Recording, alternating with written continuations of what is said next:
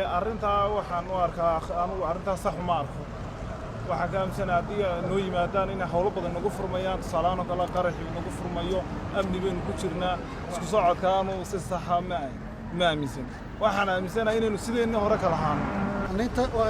assalaamu calaykum waraxmatullaahi wabarakaatu waa Axmed Maxamed Maxamuud oo ku sugan magaalada Hargeysa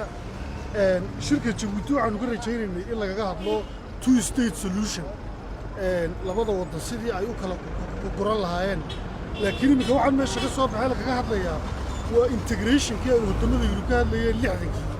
waxa weeyaan isdhexgalkii ciyaaraha waxa weeyaan isu socodka yani shangal fiisiyo kale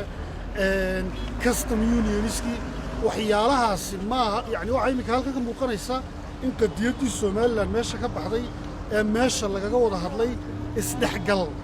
haddaanu nahay dadka reer Soomaaliland waxaanu ka qabnaa warwar aad u weyn arrinta communique-ga waxaanu u baahanay guddiga reer Soomaaliland uga qayb gashay inay dadka la hadlaan oo ay cadeeyaan arrintaasi waayo waxa qofka abwaanka ama dhaqan-yaqaanka laga rabaa inay isdhex galaan soo marka horeba ummaddu isku furnayd ee Jabuuti tagisay ee Addis Ababa tagisay ee Xamar tagisay ee meel walba tagisay ee dadku isku af iyo isku luqad ay ahaayeen waa maxay arrinta ku qarsoon laga rabaa la rabo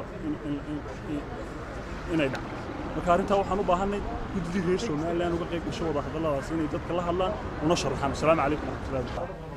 bismillah magacaygu waa Yuusuf Cabdilaahi haddaan ka hadlo qodobkaas ku socodka waxaan u arkaa dan waayo ummaddu waa dad Soomaaliyeed oo